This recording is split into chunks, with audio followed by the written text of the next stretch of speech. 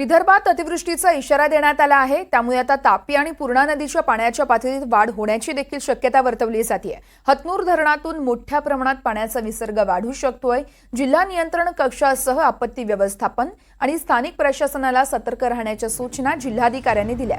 हवामान विभागाने विदर्भात अतिवृष्टीचा इशारा दिला असून यामुळे तापी आणि पूर्णा नदीच्या पाण्याच्या पातळीत वाढ होण्याची शक्यता आहे। तसेच तापी आणि पूर्णा नदीच्या पाण्याच्या पातळीत वाढ झाल्यास जळगाव जिल्ह्यातील हतनूर धरणातून मोठ्या प्रमाणात पाण्याचा विसर्ग केला जाऊ शकतोय।